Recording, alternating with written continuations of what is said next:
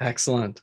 Thanks for having me. Mhm. So, as I was preparing for this, I got to say that I had a lot of fun. It was fascinating to go through the different stories that I thought I might share, and I came up with hours and hours of stories, and so then I had to sift through it. You know what I'm talking about, and sift through all the different things, and I ended up coming up with a framework that I got really excited by, and I hope that you find this a little surprising, because I think about this so often. We go to seminars and we know what the title is, and we think, oh, I know what this is, and then we go and we hear what we anticipated, right? And then we leave and we go, oh, that was good, but it wasn't anything that really shocked me, right? And so, what I wanted to do, and what I hope that I do, is I surprise you. I surprise you with this, because we all have our ideas of what phenology is. And what I want to do is open up new ways to look at that.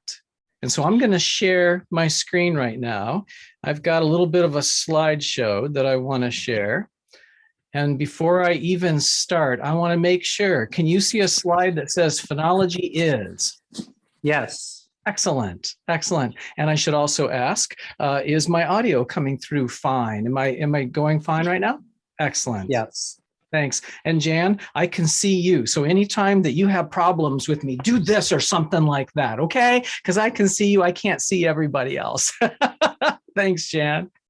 So I want to share a little bit about what phonology is. I'm listening to the Audubon thing. Okay. Oh, no, we heard somebody else. I'm gonna let folks know that if you mute yourself, then you can talk to whoever else is in the room, and that way, then we won't hear what's going on. Anyway, what is phenology? Now, we all have an idea that phenology is the tracking of the seasons or something along that line, and using biological markers for that. And so you see the pictures of nighthawks right here flying overhead. When I took this picture, that is a phenology event around here when we have the swarms of nighthawks. And that is something that I look forward to. And so I started thinking about it. It's less about the science that I want to share and more about the celebration of community. Okay. And so for me, I look forward to these events, at least the beginnings of them. My wife was challenging me just before I started, because I was telling her a little bit about what I was going to share. And she said, well, we don't look forward to the last hummingbird leaving. It's got to be something else. And yet there is a celebration of arrival and leaving, because we know they're going to be coming back as well. So it's that cyclical celebration, perhaps. And that I want to think of it less as the scientific study of this marking of the seasons, and more of the celebration. And I'm going to do this in 3 parts. First of all, I want to share a story with you. Okay, I'm holding the book in my hand right now. I'm going to read the whole book to you. Okay, and I already timed myself, so I know I can get it in the hour here. So I want to share a story, and then what I want to do is I want to share my story of phenology that is here on the North Shore. In particular, I'm here where Finland, Minnesota is, and if you're not familiar with that, we're Palisade Head, Tetagouche State Park, Silver Bay, that area. That's my story. My story is going to be slightly different than your story in Duluth or wherever you happen to be, unless you're up here in Finland with me. And so we have different stories to share. And that brings me to my last one, is I want to allow you to share your story, because I think that what's going to happen is that by the end, we're going to have much more elaborate stories about what phenology is around us. And in particular, I'm going to get you ready for this, because I want you to think about this, is that when you are going to share your story, we're going to do that through the chat, and that we're just going to go through the year. And I'm going to ask people to share highlights, things that they look forward to, those celebrations that happen month by month. And we're going to take a little bit of time and do that. And then I know that I can copy the chat and then save that. And then I have a much richer perception of what phenology can be. And I get to start to look for things that I didn't think about before. And that's what I hope. So I hope to kind of surprise you. And I hope that you, in turn, at the very end of this, surprise me by adding to the story of what I might look for phenology. So that's my goal. That's my goal. And this is the first story that I want to share. Now, this book here, I'm in Charge of Celebrations by Byrd Baylor, is just a wonderful, wonderful book. And it's a children's book, but I think that as I read this to you, you're going to recognize that this is for all ages. And this is more than just phenology, but phenology is wrapped up in this. And so you can see that there's a girl down there that's sitting in the desert, and there's a variety of other things. She's the main character. And so I'm going to read this to you. And then at the end, I want to try to summarize it in what I think are some of the lessons that Byrd Baylor is sharing in this wonderful little book. Now, sometimes people ask me, aren't you lonely out there with just desert around you? I guess they mean the bare grass and the yuccas and the cactus and the rocks. I guess they mean the deep ravines and the hawk nests and the cliffs and the coyote trails that wind across the hills. Lonely? I can't help laughing when they ask me that. I always look at them surprised and I say, how could I be lonely? I'm the one in charge of celebrations. Okay, so I'm just going to warn you that I didn't take pictures of every page. Now I'm going to look at the book down here, and I'm going to leave that there because I just think that's a wonderful little drawing. So sometimes they don't believe me, but it's true. I am. I put myself in charge. I choose my own. Last year, I gave myself 108 celebrations. Well, besides the ones that they closed school for. I can't get by with only a few, you see. Friend, I'll tell you how it works. I keep a notebook and I write the date, and then I write about the celebration. Hey, lesson number 1 there. I keep a notebook and I write the date and I write about the celebration. Lesson 1, don't forget that. I'm very choosy over what goes in that book. It has to be something I plan to remember the rest of my life. You can tell what's worth a celebration because your heart will just pound and you'll feel like you're standing on top of a mountain and you'll catch your breath like you were breathing some kind of new air. Otherwise, I count it just an average day. I told you I was choosy. Friend, I wish you'd been here for Dust Devil Day. Okay, I got to pause for a second. Okay, this is not a phenology event. Dust Devil Day is not, but you get the point. We'll get to the phenology part. You'll get there. Okay. But since you weren't, I'll tell you how it got to be my first real celebration. Why, you can call them whirlwinds if you want to. Me, I think Dust Devils has a better sound. Well, anyway, I always stop to watch them. Here, everyone does. You know how they come from far away, moving up from the flats, swirling and swaying and falling and turning and picking up sticks and sand and feathers and dry tumbleweeds? Well, last March 11th, we were all going somewhere. I was in the back of a pickup truck when the Dust Devils started to gather. Well, you could see they were giants. You'd swear they were calling their friends to come too, and they came dancing in time to their own windy music. We all started counting. We all started looking for more. Okay, pause again. I was with John Pastor for a little bit, and I asked him, what's a key quality of a good naturalist? And he said, the ability to count. Okay, so this little girl is a perfect naturalist by his standards.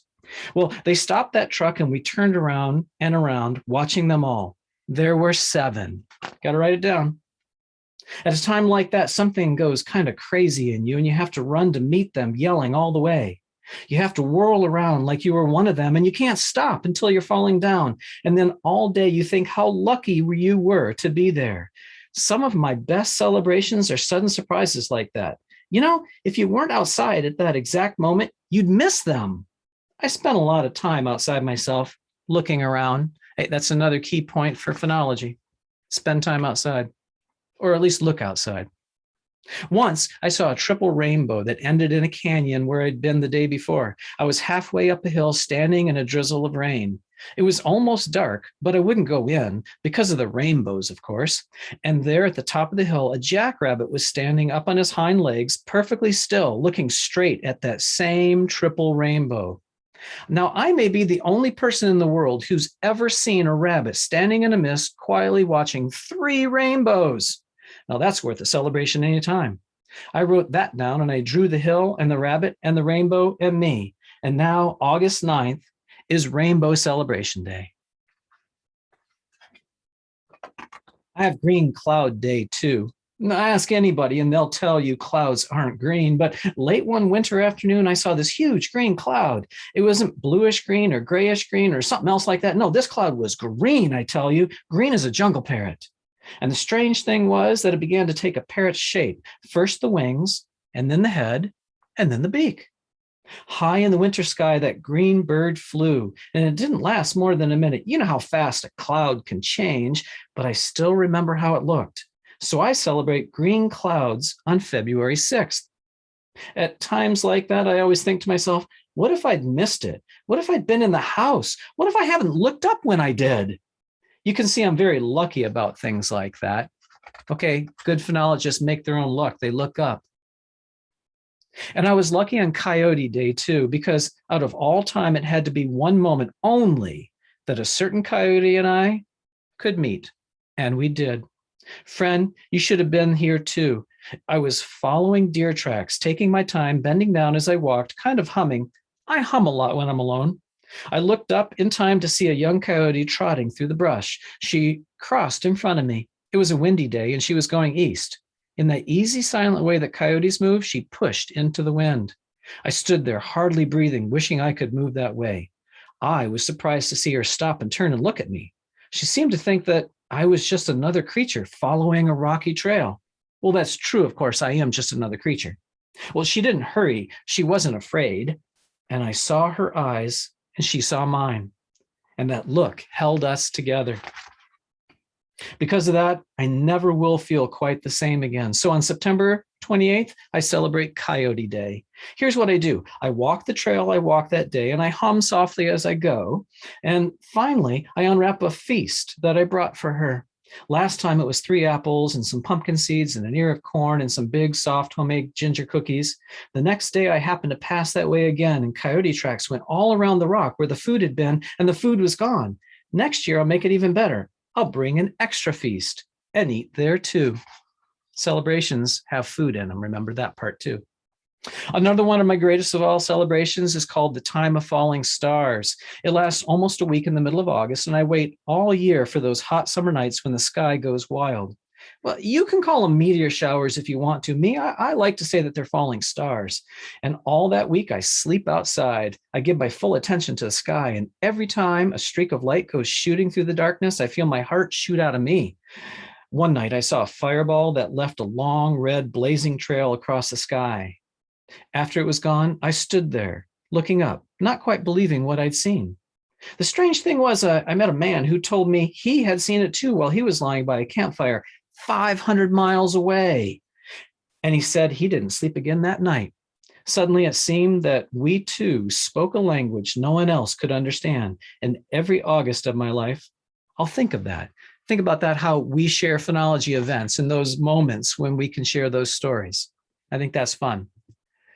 So this is the part where I want you to look at the pictures too. Friend, I've saved my New Year's celebration until last. Mine is a little different from the one most people have.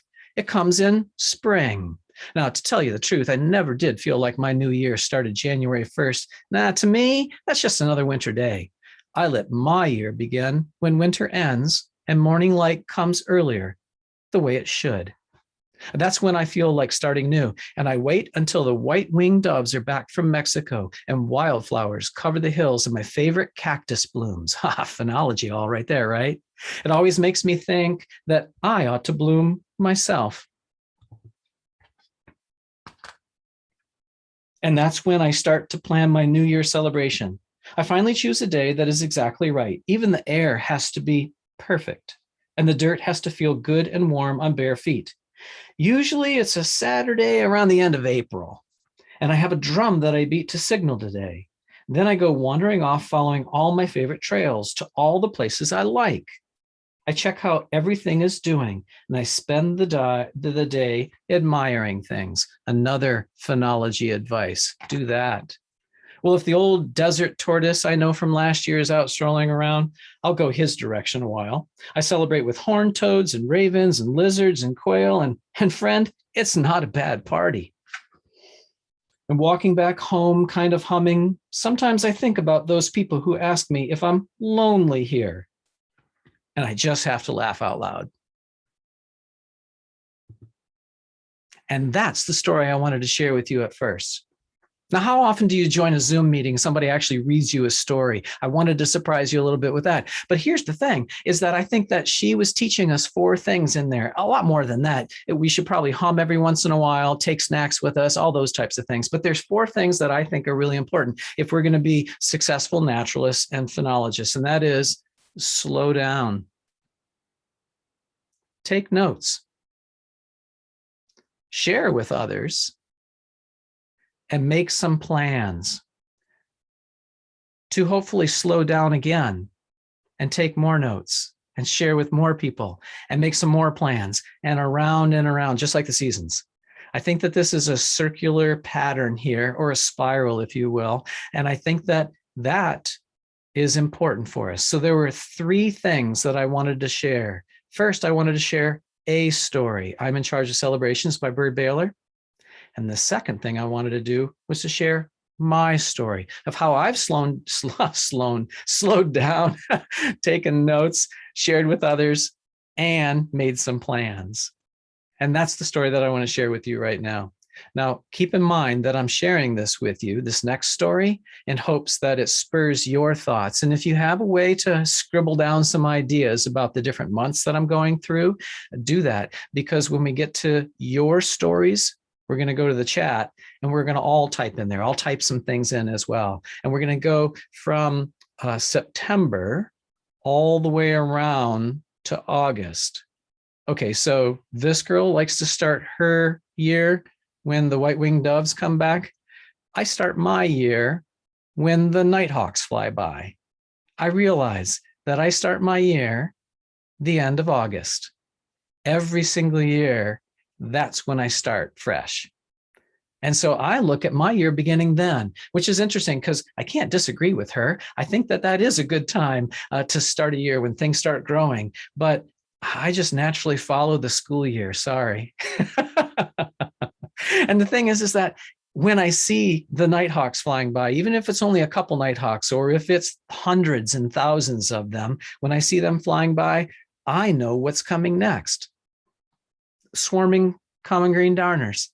I know that that's going to be happening. And sometimes what happens is that when I look up and I don't see any of the nighthawks, I recognize that I should be looking more around me because those common green darners are swarming and I just don't have as many nighthawks above. Both of those seem to happen about the same time here in Finland when I notice them. And that's sort of a key thing as well, is that the more I spend time watching this, the more sometimes I realize they aren't exactly tied together. But some of these phenology events are tied together.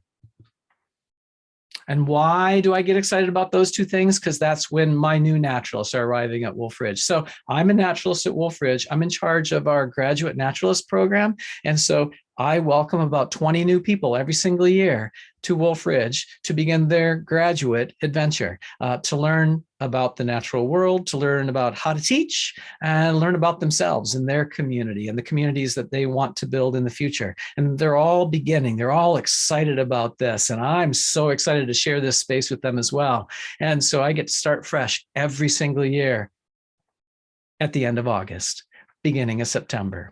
We always get to have a party. I give them blue coats. That's our sort of thing, right? At Wolf Ridge, we have blue coats. And then I make sure to get a picture. And I know that once I have that picture, the year is off and running. And so I get to celebrate with them. And what do we usually notice at that time? We notice that at Wolf Ridge, this is the Wolf Ridge campus, that the trees start changing color. And I know every single year that those brand new naturalists, they're going to ask me the same question every single year.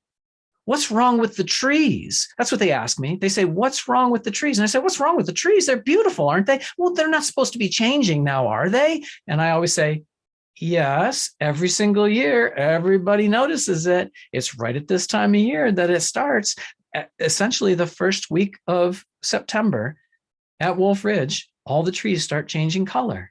Okay, so they ask me this over and over again, and they think that the trees are dying, that they're stressed or something like that. I think it's a pattern. I think they're bringing up a pattern of phenology. And so sometimes the phenology events that we notice surprise us. They seem maybe out of sync, and sometimes they are out of sync with whatever else is going on. And that's an interesting thing to follow. But when I see them starting to change color, I get very excited about what's going to be happening next. And then there are people who kind of think about peak color. And I want to challenge everybody here. Peak color so often, especially the U.S. Forest Service, I don't know where they think they get off on this, but they think that peak color is when like the whole forest is all reddish yellow, right? What about green? Green's a color too. You got to add that in there. And so I always put peak color about a week before the U.S. Forest Service puts peak color. One of these days they'll change. That's the DNR, by the way. I'm just pointing out. Thanks for taking care of them, Eric. And then of course this is a time also when all of the hawks and other raptors are flying by. You've probably all seen this chart that Janelle shared with my students just a few weeks ago of how the osprey and the sharpshins are starting there in September, and that it's more near November when you start to get into goshawks and red-legged hawks. But we also know that the birds don't read the phenology list, and sometimes they start early or come in late too, right? And you can start to look at patterns like this that people have gathered year after year after year and start to ask questions. Why is it that the first sharpshins start in the beginning of September and the last sharpshins are almost near the end of October, compared to broadwing hawks, which are in a tiny little spot right there in September? Interesting questions. Now, there may be answers among us, right? I have my hunch, and we probably have very similar hunches based on what we've heard. But the point is interesting to ask these questions. And as you gather data, it's really fascinating to be able to look at that. First, John Pastor said count. Okay, so we're counting different things and also putting it on a calendar and then asking those interesting questions like, what should a clever moose eat? If you haven't read that book, you should. And I'll tell you, it's just a few weeks ago, it seems like. It's probably more than just a few. I lose track of time. I was out teaching a class, and for 10 minutes, I heard that kind of otherworldly honking from the sandhill cranes flying over for 10 minutes. And as I was taking pictures every once in a while, I would zoom in on my camera to see how many I could count, the little specks. And I kept counting little groups of 70. Okay, they were big groups of 70, you know, I think about it. But the thing is over 10 minutes, all these groups, I figured that there must have been anywhere between 500 and 700 sandhill cranes that flew over during that time period. And the kids that were with me, boy, that was a celebration. That was so amazing to look at that. There's more. Oh my gosh. And what was super fun is that I shared that moment with the folks at Hawk Ridge, because later that day, when I checked their count, they counted 519 sandhill cranes that went over. And I can't help but wonder if some of those sandhill cranes honked at me first. That was sort of fun to think about that. And as soon as the sandhill cranes are by, well, then it's about time to start banding saw-whet owls. I just know that. And boy, oh boy, is that a celebration. I get to take my student naturalists down to one of our buildings, and then we play that beep, beep, beep sound off in the woods, and the saw-whet owls get caught in the mist nets, and then we're banding them. And just the look on their faces, those eyes, right? So Tasha there was just blown away that we had this opportunity to be so close to a saw-whet owl, something that she probably had never seen before. She'd heard of them, maybe seen it in a book, but never seen it up close. What an amazing celebration. And we know that it only happens in a short period of time at Wolf Ridge that we can actually successfully band. And so we better be ready for it. And we can't miss that little window of opportunity. So it's about those celebrations still.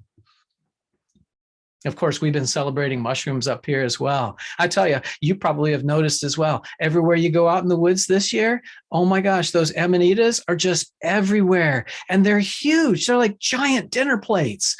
Oh my gosh. And when I see those, I know that it's also time for me to order my firewood. You see, I kind of like to make sure that my house is warm. And so it's important for me to order my firewood. I do it every 3 years, okay? And so that's why it's really important that I pay attention. And so I have my firewood delivered, and that's one of these biological events. I want to stay warm. I got to get that firewood. And I kind of clue into the fact of when all the leaves are falling and I see all kinds of mushrooms, and I remember, I'm going to be cold this winter.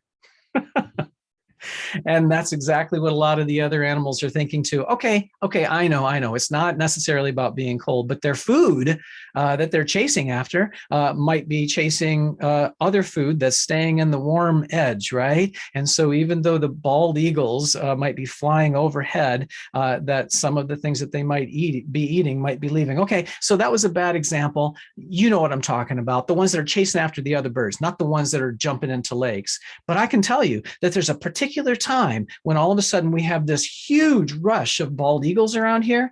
And I've kind of timed that with talking to people further up in Canada, and they say, oh yeah, our lakes are starting to freeze.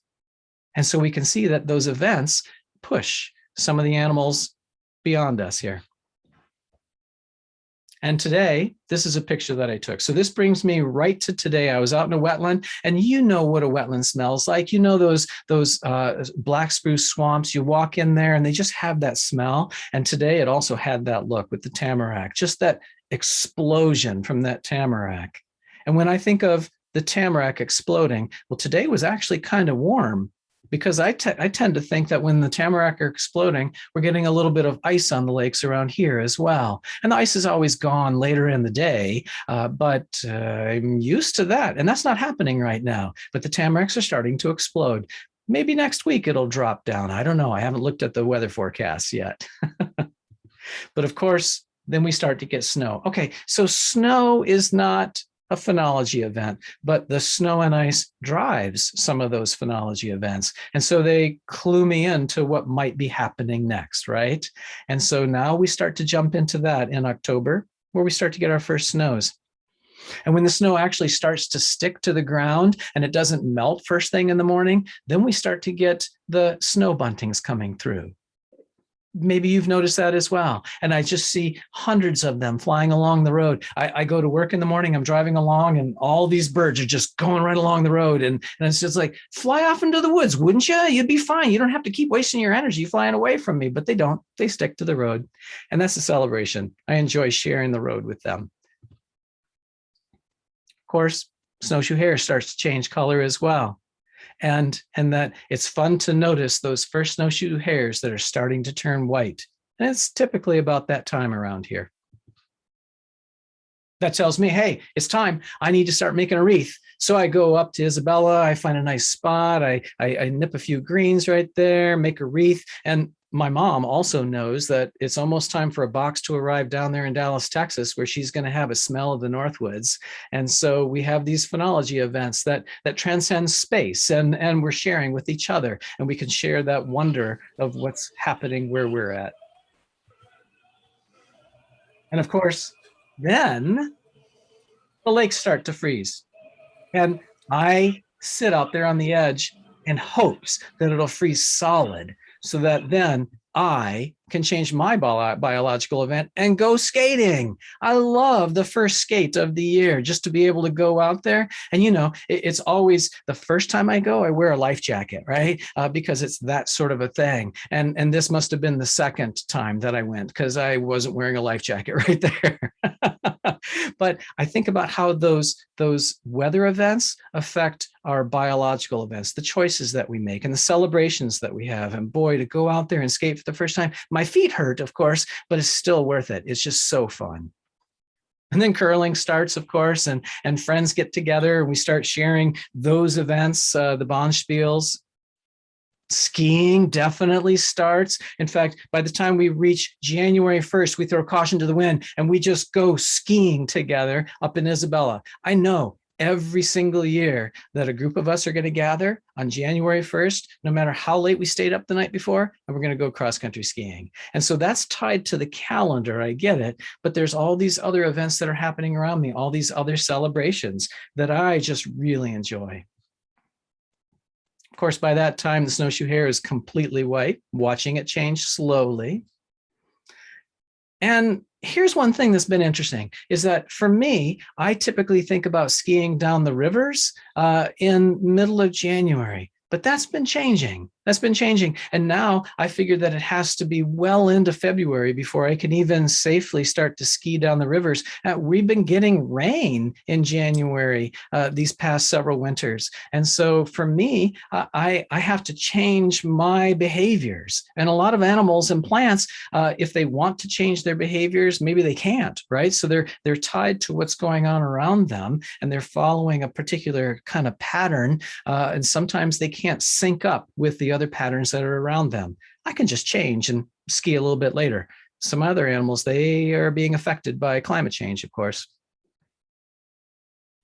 But the ravens, here we are in February, at least in my calendar year that I'm going through right now, and the ravens start flying around. And they start kind of, playing around up in the winds. And I'm thinking to myself, it's 30 below and you're playing in the wind?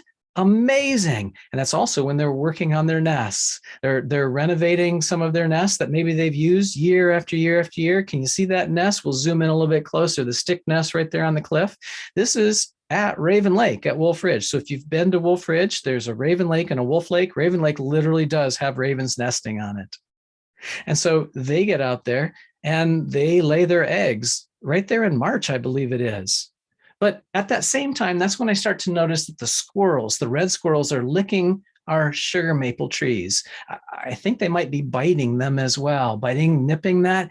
And so that reminds me, oh yeah, I need to get out there as well. I need to go and drill the trees and start to collect the sap. And so right there in March, around here, mid-March is when we start to tap our sugar maple trees. We don't get much sap at first, but if we don't tap it at the beginning, we might miss that run. And so we definitely get out there and tap it at that time. Well, of course, right after we get done tapping, we got to pull the ice houses off of Wolf Lake. And I always remember that time period as being super fun because we've got this, okay, we're tapping, we're getting the syrup, then we get to remove the ice houses. And that's actually a really fun day, even though it's hard work. And I always know that then the next weekend right after that, it's St. Urho's Day here in Finland, another celebration where people are just begging to get out of their houses if they've been spending the entire time in there and to get out and celebrate with each other.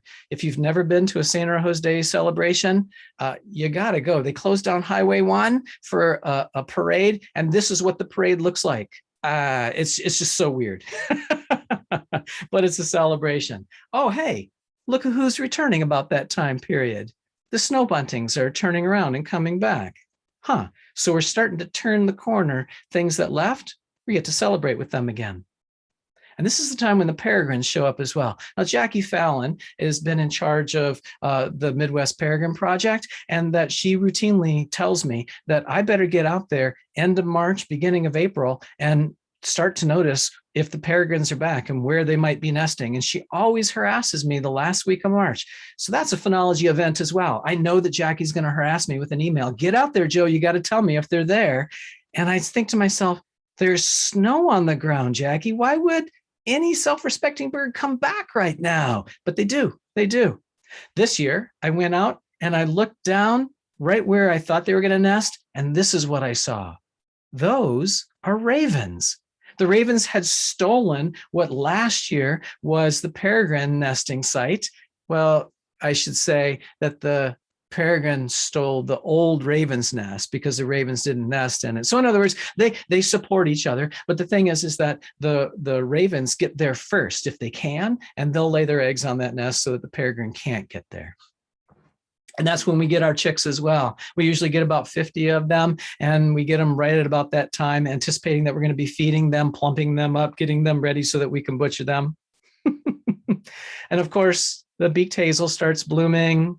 We've got the yellow-bellied sapsuckers coming back, and they're creating these wells of the sap dripping out of there. Oh, hey, our snowshoe hare is starting to turn brown again. And then we start getting some of the bloodroot blooming. Bloodroot, hey, that means that our pollinators are going to start to wake up and come out as well. And so we get to start to celebrate spring. And me, of course, I began my year in fall, so I'm always heading towards that. We have competitions around here to see who sees the first butterfly flying around, and especially the first hummingbird. And even if the hummingbird nectar is frozen, you can see ice crystals in there. Even if it's frozen, the hummingbirds show up right around May 11th to May 15th at our house. This past year was May 12th. We were sitting out on our deck and my wife turned to me and she said, well, hummingbirds should show up pretty soon here. We were literally eating out there on our deck and a hummingbird flew right up there. Oh my gosh, that's amazing.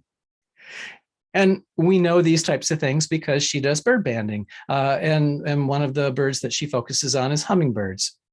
Catching them like that, putting bands, we learn a little bit about their phenology. And there's a certain time in the summer where suddenly she's not catching any of them. They're not coming around the feeders. And she hears from everybody around here, hey, what's wrong? Our feeders, the hummingbirds aren't coming. Is something wrong? Well, this is what's wrong. They're out there nesting, for crying out loud. That's why they're not coming to the feeders. So that's a phenology event. Oh, and those peregrines in June, that's the time when we need to get out there. And Jackie tells me I need to climb down and go check on the peregrines. And typically what'll happen is I'll send up a little chick up to her, and then she ends up putting bands on them, and then off they go. Phenology is an important way for us to connect to that and understand when the banding should happen. And this year, we started actually putting tags on monarchs as well. So I don't have much of a story about monarchs around here yet, but boy, am I excited about that. I'm excited to be able to help to do some research because I'll start to learn the phenology and I'll be able to have celebrations of when we started tagging every single year. And so the lesson here is to slow down, take notes, share with others, and make plans. Make plans for the next things that you might do. I want to share a couple things real quick.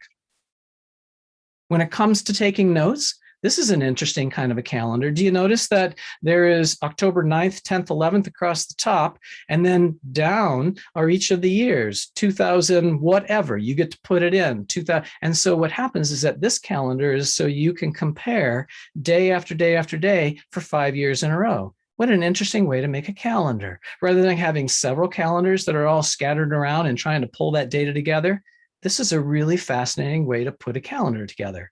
I would suggest that if you haven't tried it, that you might want to try it and start gathering data for the next 5 years to compare. You might nature journal, take journals. I happen to have a daily blog, and this is my personal nature journal that I do. And so what I do for each day is I take pictures. You might take notes as well. And so sometimes mine are necessarily phenological events that I'm taking notes of. And sometimes it's just something fun that isn't so much about phenology, but something fun that I noticed that I add in there. And so I think that it's important not to limit yourself when you take those notes, but also make sure you put the phenology in there. And then I also use iNaturalist. And I know some people, they hear about iNaturalist and they think, oh, that's just something to identify things by. And the thing is that though that is something you can use for identification purposes and people will help you, that I also use it as a database. Every single time that I have an observation, I put it in there. And then what happens is that year after year after year, I start to get patterns that I can look at. And I can go through and use this database just like any scientist would use a database gathering data. So how does that look? Well, let's imagine that I wanted to know the phenology of this painted lichen moth. Okay, so actually, this moth is called a painted lichen moth. And I don't really know anything about the phenology of it. And so what I want to do is I want to share with you just a little bit. If I go to my iNaturalist account right here, and here I am. So actually, can somebody tell me if you can see my iNaturalist page here? I want to make sure that you can see what I'm seeing. Yes. Excellent.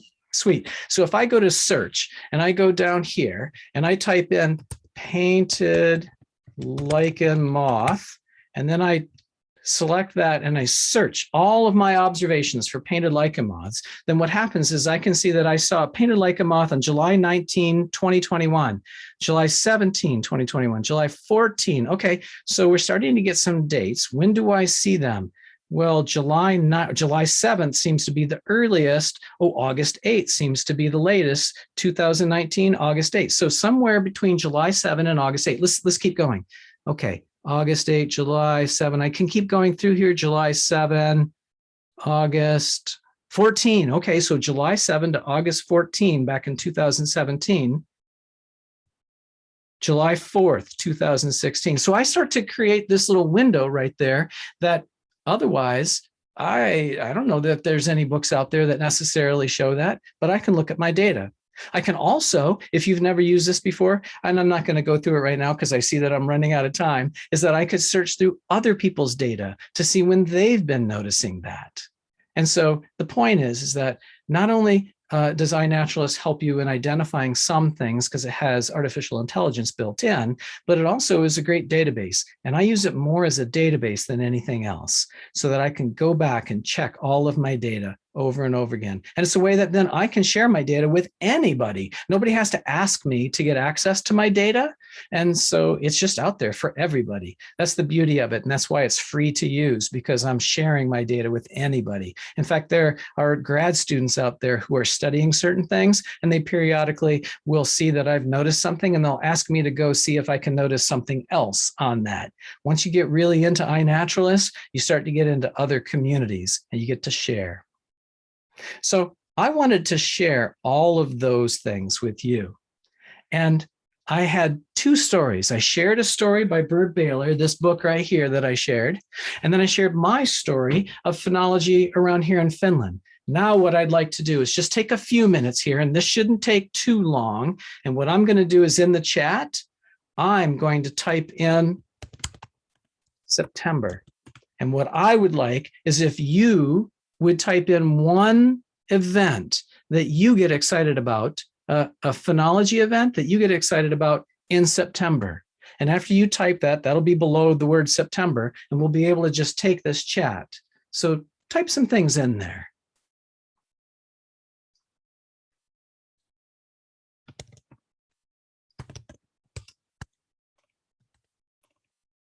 Oh, somebody took the maples turning red. That's good. Excellent.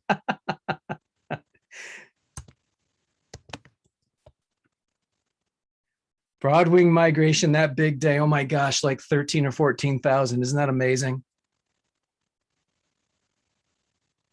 Yeah, choke cherries and gathering them. Hey, that's a celebration. Hey, look at that. A special celebration going out to Anger Tower. I love that. So now I'm going to type in October. There we go. Type in some things for October now.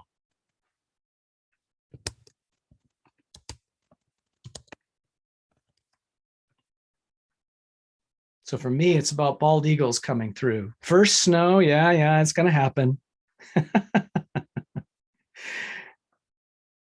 Oh, yeah, that's right. As the bears leave finally. That is a good time. Oh, Honeycrisp, absolutely.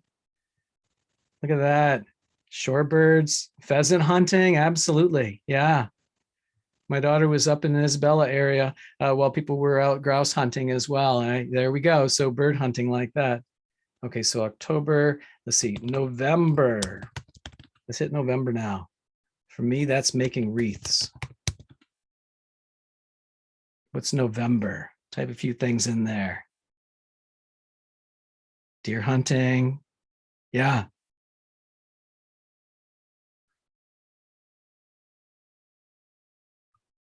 Oh, definitely ice. November is all about ice.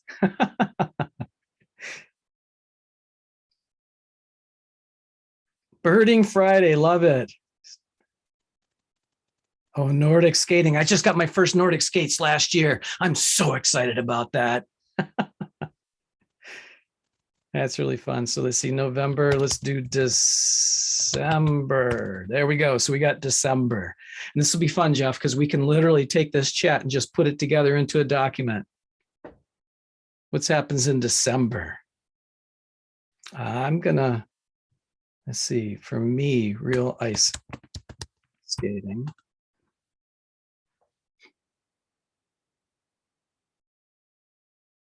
Oh, Christmas bird count. I can't believe that I forgot about that.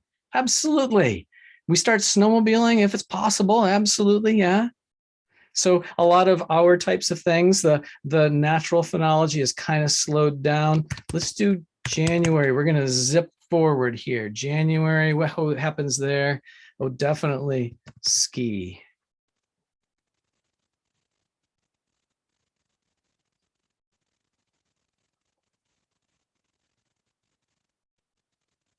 Oh, how about this? Full moon gatherings. We've got a couple ladies nearby that they gather us. They start this typically in January and they try to keep it up and it dies off eventually. But we go gather for the full moons. First bird of the year seen on January 1st. Yes. And then February, I'm going to say ravens. They're getting ready for nesting. I'm going to call it that. I don't know if it's technically exactly right. Owls hooting. Yeah.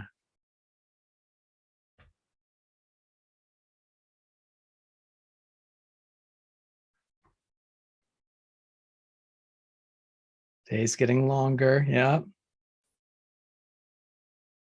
Full moon gatherings on the point. Yeah, that's fun. Okay, so you're tapping in February, and for me, March. See, and it depends on where you're at. For me, March is when we're tapping trees. But of course, if you're further south, absolutely tapping them in February. What's going on in March there? Tapping trees.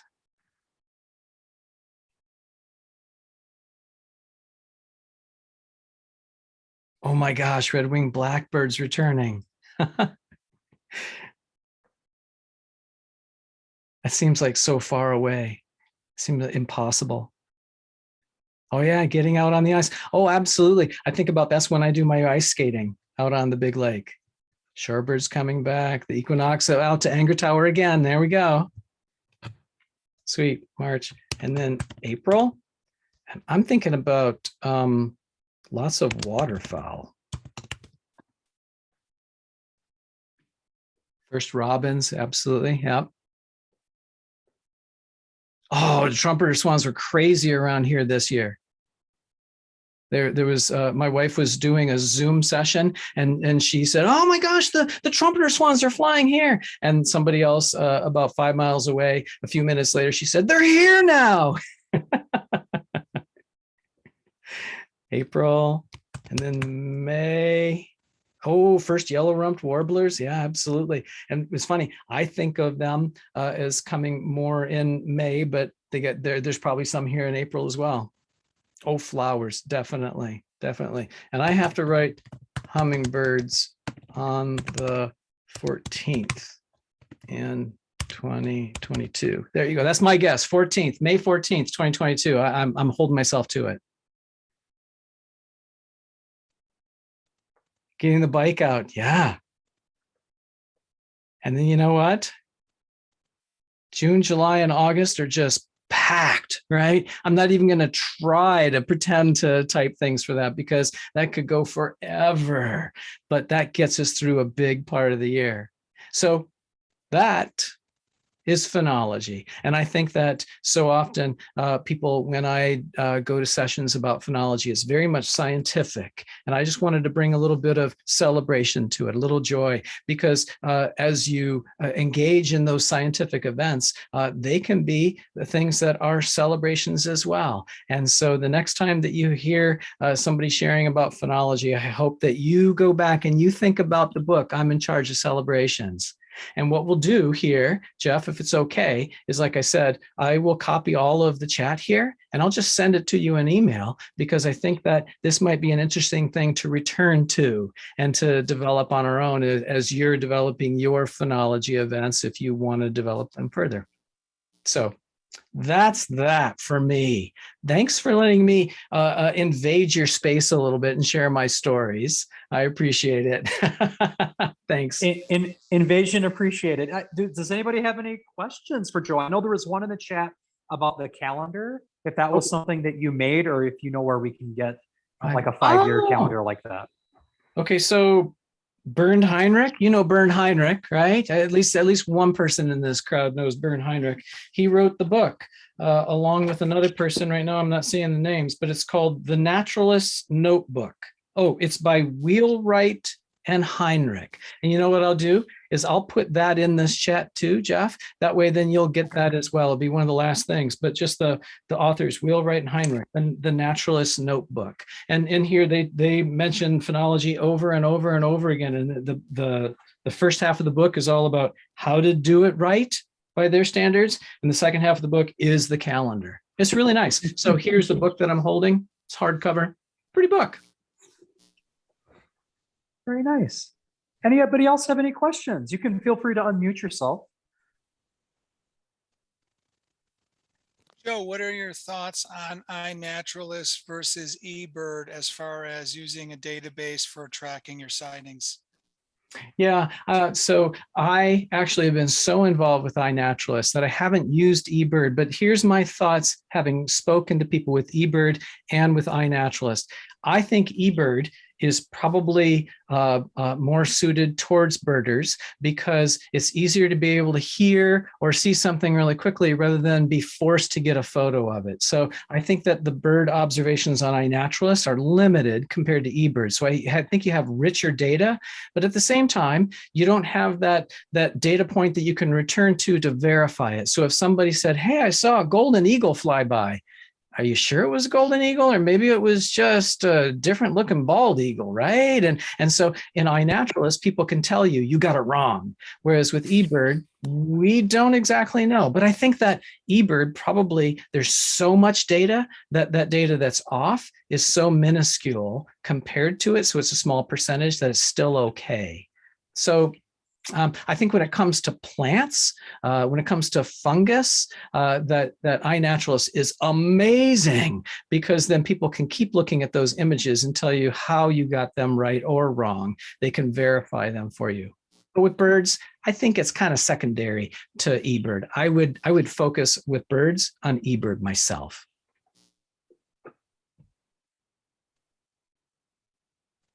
Anybody else? Do you ever use Nature's Notebook for phenology? Oh, see, I wish that I did. I was actually asked to go out to Vermont and to get involved in something called Pop Clock. It was about Populus balsamifera, so the Balmagilead. And what we were going to do is we were going to track the phenology of Balmagilead from coast to coast, from Maine all the way to Alaska. And so we went out to this event, and they said, we're going to use the site you said. We're going to use that, right? And I did it. But it just seemed so cumbersome. It wasn't joyful to me. Now, that was about 5 years ago. Maybe it's changed. Maybe I would enter it differently, but I'll just tell you, iNaturalist just is much more joyful to me. And so I've steered clear of that. And a lot of other people, they get so bogged down in the prescribed ways that you have to do things, which is good science, right? But they lose the joy and then they stop putting data in there. That's what I did. Sorry. Go for it. Yeah, I appreciate that you mentioned slowing down to see more with phenology. That's also what Larry Weber emphasizes, that go slowly, you'll see more. Yeah. I saw him just the other day, last Friday. I was at Hawk Ridge. That guy is everywhere, isn't he? Oh my gosh. And he's every Friday in the KB on what's the station in Duluth here, the university station. Yeah. KUMD. Yeah. Every Friday morning about 8:45 he's on. He's great. He's really great. Yep. Well, I will say in defense of Nature's Notebook, if you have to try and estimate how many cones are on a tamarack, it really makes you slow down. Yeah. And that's why I kind of feel bad when I say that, because it kind of sucked the joy out of it. I just wanted to have fun and do some things and put some stuff in there. And this, in order to feel like I succeeded, I needed to have all that data. But boy, does it make you slow down, right? And which would be a really good thing. And we should probably all try a little bit of it. Hey, I'm just going to make one last comment. Joe, just the opposite of slowing down. You made this hour just zip by, and I wish more of my meetings were like this. It was an outstanding presentation, and I thoroughly enjoyed it. So hats off to you. Great job. Hey, Jeff, I think I just got Zoom bombed. Get that guy out of here. Yeah, no, Zoom I bomb. think it What was did you do? recorded this time. If the No, recording it's- was off, I would have complimented Jeff, but Yeah. He works for the U.S. Forest Service, and you already got to dig in there at them. And so he's just getting revenge. Okay, yeah. Thanks, Eric. Yeah. I appreciate it. But we do want to thank you, Joe, for being with us and helping us imagine ourselves as part of a story, for sharing your story and empowering us to share our own as well. So thank you very much. You bet. You bet. Thanks, everybody. Again, I appreciate being with you, and I look forward to being able to share other things in the future, back and forth. So thanks. And good birding, Yes, everyone. thank you. Have a good You night, too. everyone. Take Be care. well, be safe. Bye. Happy birding.